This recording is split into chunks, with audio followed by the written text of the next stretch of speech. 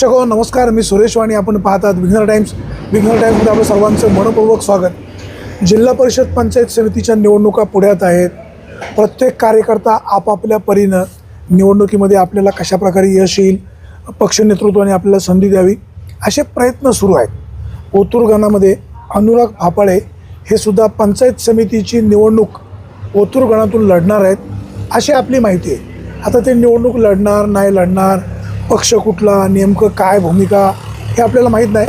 आज आहे 1 जानेवारी, आज त्यांचा वाढदिवस आहे. शेवटी चर्चा तर होणारच. हा विघ्नर टाइमचा विशेष कार्यक्रम आहे. आपण त्यांच्याकडनं ह्या सगळ्या मुद्द्यांवरनं विस्ताराने चर्चा करणार आहोत. प्रथमतः भापाळे साहेब नमस्कार. नमस्कार. आज नवीन वर्ष आहे, तुम्हाला नवीन वर्षाच्या खूप खूप शुभेच्छा. आज तुमचा वाढदिवस आहे, तुम्हाला वाढदिवसाच्याही मनापासून शुभेच्छा. आप जिओ हजारो साल, साल के दिन हो 50,000. धन्यवाद. आमच्या कानावर अशी माहिती मिळते की तुम्ही पंचायत समितीची निवडणूक लढवणार आहात आणि आमचा एक विशेष कार्यक्रम आहे. चर्चा तर होणारच, मग चर्चा नेमकी खरी काय? नाही, खरं आहे. जर पक्षाने संधी दिली तर पंचायत समितीची निवडणूक नक्कीच लढणार आहे. आता तुम्ही जिल्हा परिषद का पंचायत समिती? पंचायत समिती. कुठल्या गणातून? ओतूर रोकडी. ओतूर रोकडी गण. किती गाव आहेत? गणमध्ये 4 गाव आहेत. कुठली कुठली गाव आहेत? खामुंडी, डुंबरवाडी, ओतूर आणि रोकडी. आता मला सांगा, कुठल्या कास्टसाठी तो गण आहे? तो Open आहे. ओपन सर्वसाधारण जागा आहे ती.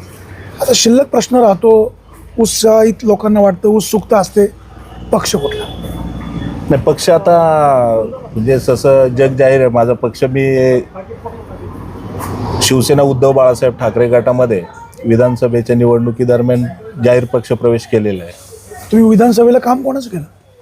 नाही, विधानसभेला काम मी राष्ट्रवादी काँग्रेसचे उमेदवार अजितदादा पवार गटाचे अतुल शेठ बेनके यांचं अतिशय तळमळीने काम केलं. परंतु काही अंतर्गत घडामोडीमुळे केलं कधी? अंतिम टप्प्यामध्ये थोडंसं हे झाल्यानंतर सुप्रियाताई सुळेंची राजूर या ठिकाणी सभा होती, त्या दिवशी मी शिवसेना उबाटा गटामध्ये जाहीर पक्ष प्रवेश केलेला आहे. नाही, पण असं काय घडलं की तुम्ही अजित पवारांना सोडलं? तसं अजितदादांना मी सोडलं किंवा राष्ट्रवादी काँग्रेस पक्षाला मी सोडलं किंवा अतुल शेठ बेनकेंना मी सोडलं असं म्हणता येणार नाही. साहेब, उद्धव साहेब ठाकरे यांच्या पक्षात गेलात म्हणजे सोडलं म्हणता येणार नाही, म्हणजे म्हणजे मी सोडलं असं म्हणता येणार त्यांनी नाही. काढून टाकलं? नाही, तसं पण झालं नाही. परंतु थोडंसं अंतर्गत राजकीय धुसफूस जी झाली त्याच्यावर अतुल शेठ बेनकेंनी वेळेत लक्ष दिलं नाही आणि मी एक सहन केली, 2 गोष्टी सहन झाल्या आणि मग शेवटी नाविलाज झाला. काही पक्ष आमच्या ओतूर गावातल्या पक्षश्रेष्ठींच्या कानावर काही गोष्टी घातल्या, परंतु त्याच्यावर काही आलं नाही, निर्णय आला नाही काही, आणि मग त्यातून मी निर्णय घेतला. पण राष्ट्रवादी काँग्रेस पक्षामध्ये मी 2 वर्ष असताना बेनके फॅमिली असेल, अतुलदादा असतील, यांनी सर्वांनी मला कौटुंबिक प्रेम खूप मिळालं. पण राजकीय जो आपण म्हणतो राजाश्रय, राजकीय असं काही मला पक्षाकडून 2 वर्षाच्या काळामध्ये. अपेक्षाने राष्ट्रवादी काँग्रेसमध्ये गेले होते? प्रत्येक कार्यकर्त्याची अपेक्षा असते ना. कुठल्याही राजकीय पक्षामध्ये माणूस प्रवेश करतो त्यावेळेला कुठली तरी आशा, आकांक्षा, कुठलं तरी ध्येय, कुठली अपेक्षा होती? पदाची, पक्षाच्या. मला तसं संघटनेमध्ये पद पाहिजे, संघटनेमध्ये पद दिलं, पण त्या पदावर मला काम करण्याला जेवढा वाव पाहिजे होता तेवढा वाव मिळाला नाही किंवा तो जाणून बुजून दिला जात नव्हता असं म्हटलं होते. माझ्याकडे जुन्नर तालुका राष्ट्रवादी काँग्रेसचं उपाध्यक्ष पद होतं, जे माननीय अध्यक्ष फादरचं पांडुरंगजी पवार साहेबांच्या खालचं पद होतं. परंतु आता अंतर्गत म्हणजे जास्त बोलायचं झालं तर 2 वर्षात मला नाही वाटत पक्षाच्या कुठल्याही एका फादर बॉडीच्या बैठकीला मला बोलवलं होतं. असं झालं नाही. आणि मी पहिल्यापासून एक तळमळीचा कार्यकर्ता आहे. मला कुठली अपेक्षा नाही, कुठले राजकारणातून मी आत्तापर्यंत माझ्या वैयक्तिक, माझ्यासाठी, माझ्या कुटुंबासाठी कुठल्याही स्वार्थासाठी काही घेतलं नाही, काही मिळवलं नाही.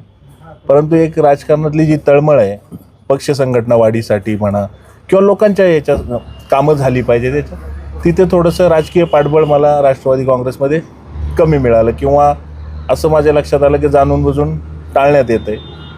ही गोष्ट मी श्रेष्ठींच्या कानावर पण घातली होती. श्रेष्ठी काय म्हणाले? काय नाही, काय उत्तर मिळालंच नाही मला त्या संदर्भात, काही उत्तर नाही मिळालं मला. आता भापाळे साहेब, मला सांगा, तुम्ही मला वाटतं 2 वर्ष तंटामुक्तीचे अध्यक्ष पण होता. हो, हे तिसरं 3 वेळा, आता हे 3 वर्ष. तिसरे वर्ष आहे.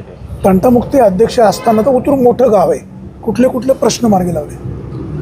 नाही, ओतूर मोठं गाव आहे. ओतूरमध्ये आता तंटामुक्ती समिती प्रभावीपणे काम करावं लागतं, प्रभावीपणे काम करते. आता महसुली प्रश्न सर्वात जास्त तंटामुक्तीमध्ये येतात. शेतीचे बांधाचे प्रश्न असतील, थोडंसं भाऊ बहिणींच्या वाटपाचा विषय असेल, हेच प्रश्न जास्त करून असतात. आणि त्यानंतर आता रस्त्याचे प्रश्न शेतीच्या, पण सरकारच्या आता पाणंद रस्ता योजनेच्या माध्यमातून बरेचसे प्रश्न निकाली काढण्यामध्ये आम्हाला त्याच्यात यश आलं आहे. त्यानंतर माझ्या कारकिर्दीमध्ये मला आठवतं एक 4 ते 5 अशी प्रकरणं होती की जी 15 ते 20 वर्ष कोर्टात चालली होती. भाऊ बहिणींचं वाटप असेल, हे असेल, ते अशी 4-5 प्रकरणं जरी मोठाली की मी जे अतिशय कोणावर अन्याय न करता निपक्षपातीपणे मार्ग लावली आणि त्याचा मला निश्चित आनंद आहे. तुम्ही राष्ट्रवादीमधून शिवसेनेमध्ये गेलात, म्हणजे शिवसेना उद्धव बाळासाहेब ठाकरे. बरोबर. पूर्वी पण शिवसैनिक होतात, म्हणजे अगोदर शिवसेना, नंतर राष्ट्रवादी काँग्रेस, आता पुन्हा शिवसेना.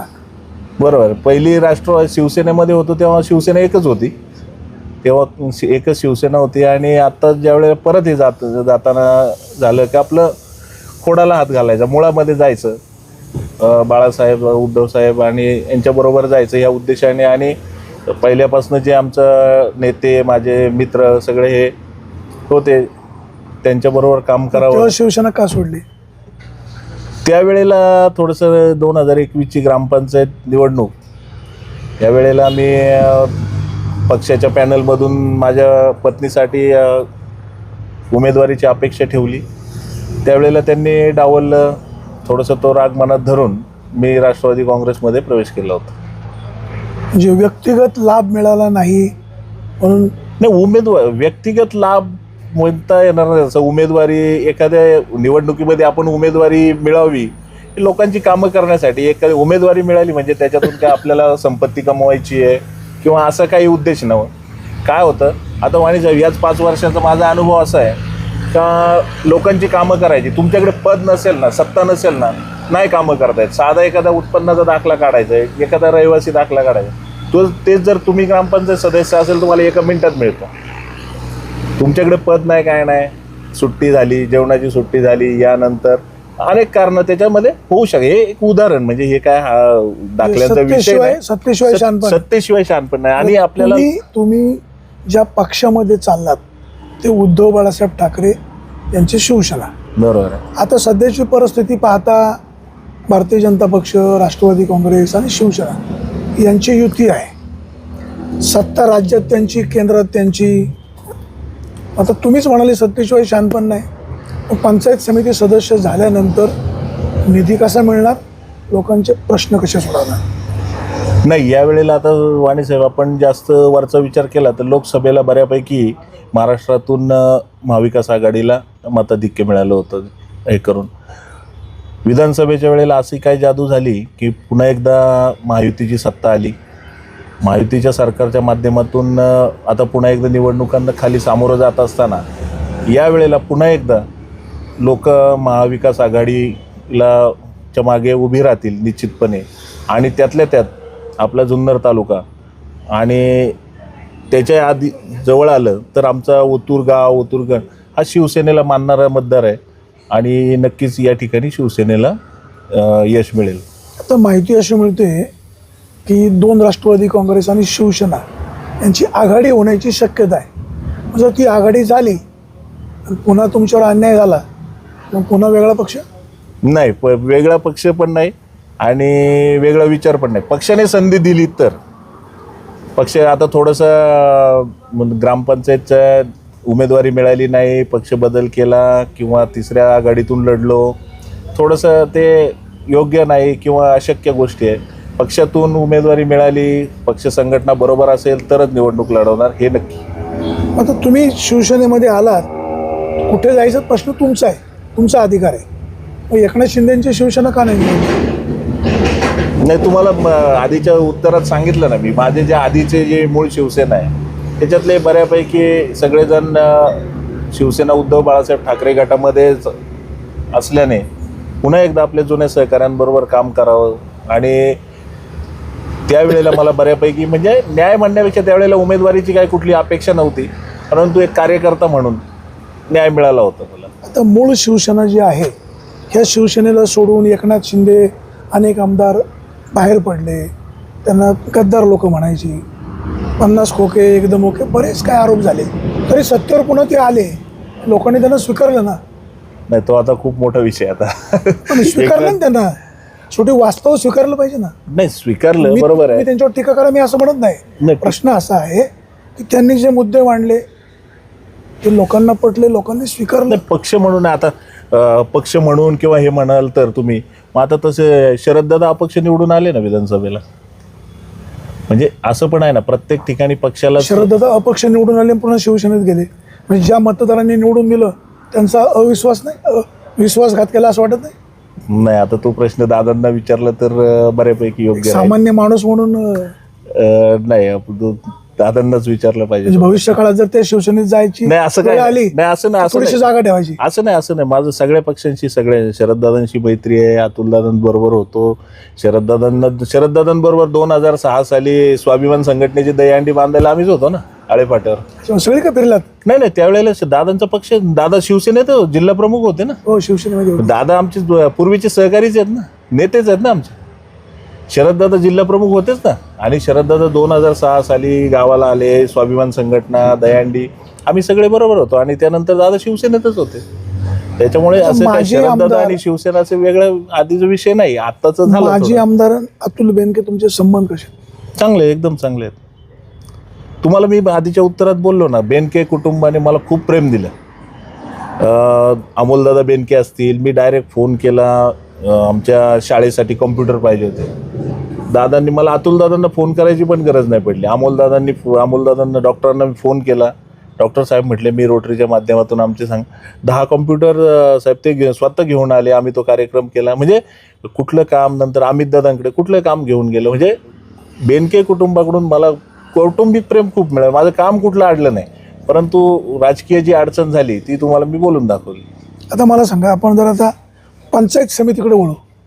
तुमच्या समोर सचिन घोलप एक तगडा उमेदवार आहे. हो, आहे ना. आता प्रत्येक संघर्ष अटळ आहे. संघर्ष, आता निवडणूक आली म्हणजे स्पर्धा झाली, संघर्ष आहे सगळेच. आता उमेदवार काय बाकीचे पण आहेत, सगळे तगडेच म्हणायचे, सगळेच तगडे उमेदवार आहेत. प्रश्न असा आहे, सचिन घोलप यांच्या पाठीशी आमदार शरद सोनवणे यांची ताकद आहे.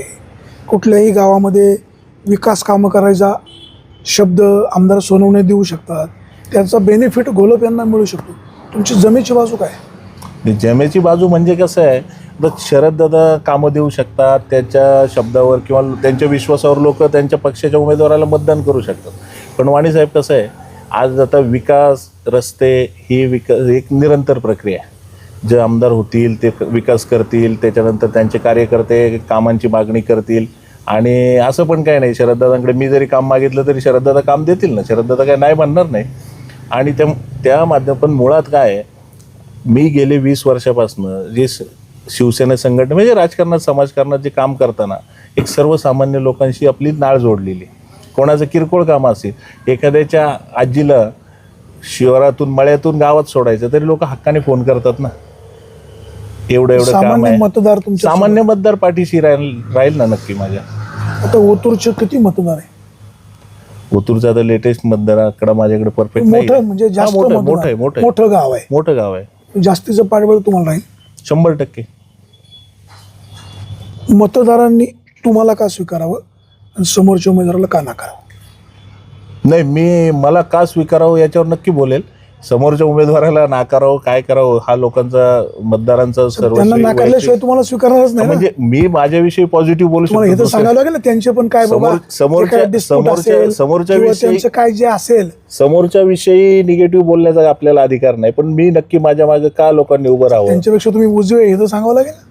हा, मग आपण आपली बाजू सांगायची ना. दुसऱ्याला उजवी बाजू काय, आपली रेष मोठी करायची. आपण दुसऱ्याची रेष पुसण्यात अर्थ नाही ना. जेव्हा आपली रेष संबंध मेंटेन करायचे, कार्यकर्त्यांनी सरळ आहे ना. भांडणं करायची झाले नाही, भांडणं नाही करायची कार्यकर्त्यांनी. निवडणुका 2 दिवसाच्या आहेत, परत नंतर आपण एकच गावात आहेत.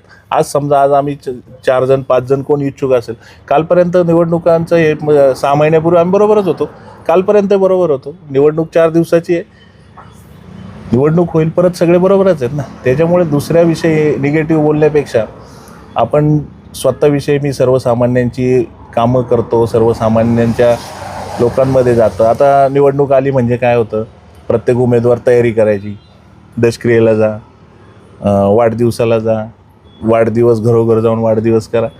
साहेब हे आता 5 वर्ष आमचं म्हणजे डेली रुटीन आहे. जेवढे शक्य होईल नवीन इच्छुक जे आहेत ते आता दिसायला लागले तुम्ही पहिल्या दिवसापासून. हा, कोणी सांगेल नाही ह्या शब्दावर जर मला कोणी सांगावं हे खोटं आहे म्हणून, अनुराग जे बोलतो हे खोटं आहे म्हणून, आपण 5ही वर्ष निवडणूक समजूनच आपला रोजचा कार्यक्रम आहे. कोणाच्या सुखदुःखात जा, कोणाला गरज पडेल तिथे जा, कोणाला जो कोणी मदत आहे, आपल्याला जो मदत मागेल प्रत्येकाची आपण मदत करू शकू असं नाही, पण जेवढी आपल्याला शक्य आहे तेवढी मदत करतो. कोणाच्या हॉस्पिटलचं बिल कमी करायचं आहे, कुणाचं ॲडमिशन करायचं आहे, मग तिथे आपली ताकद चालत नाही, कुठल्या नेत्याला फोन, आणि लोकांच्या कामासाठी कोणाच्या पाया पडायची वेळ आली तरी मला त्याच्यात कमीपणा वाटत नाही. पण काम झालं पाहिजे, आपल्याकडे जो आला ना त्याचं काम झालं पाहिजे. मग उद्या आमदारांकडे जायची वेळ आली, माजी आमदारांकडे जायची वेळ आली, अजून कोणाकडे जायची वेळ आली, त्याच्यामध्ये मला कमीपणा वाटत नाही. तुमचं व्हिजन काय? व्हिजन आता ओतूर गावामध्ये बघा, सगळ्यात महत्त्वाचा प्रश्न आहे कचऱ्याचा. आता तसं पाहायला गेलं तर गावामध्ये आहे ना, ओतूर मोठं गाव आहे, डुंबरवाडी, खामुंडी या गावांमध्ये छोटे छोटे प्रश्न प्रलंबित आहेत, परंतु ओतूर गावामध्ये तसा बऱ्यापैकी रस्त्यांचा प्रश्न मार्गी लागलेला आहे.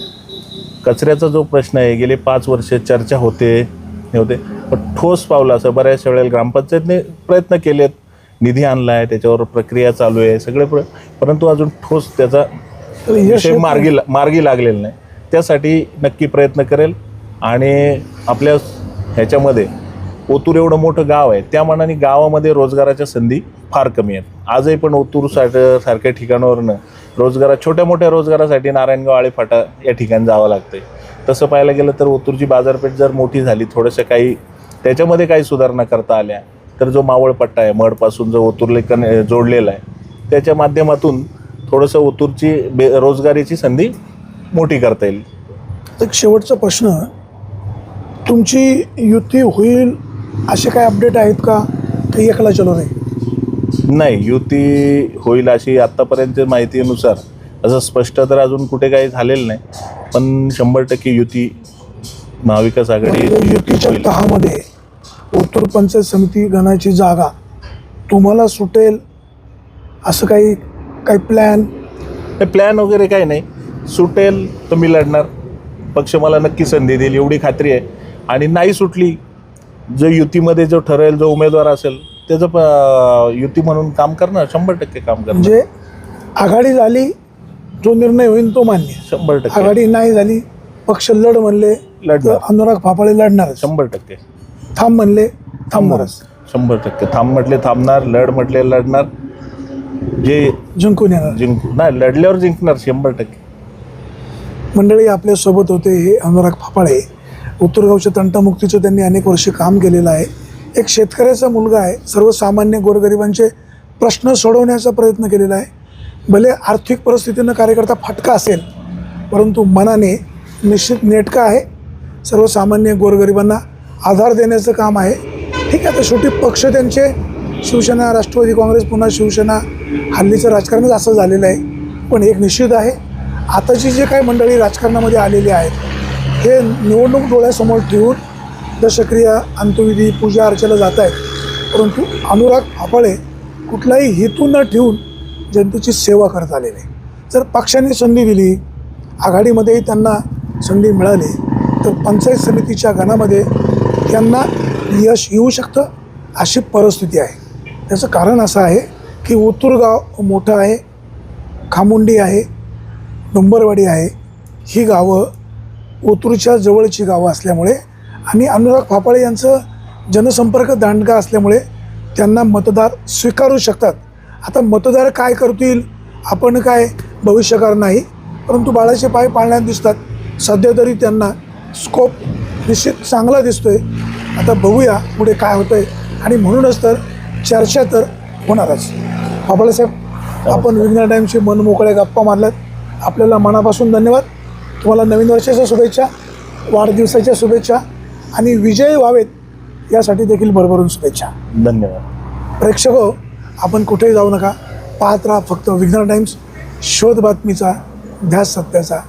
धन्यवाद.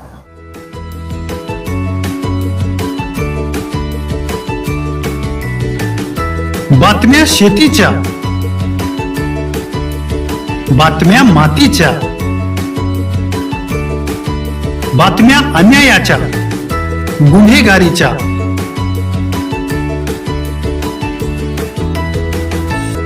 राजकारणाच्या आणि समाजकारणाच्या,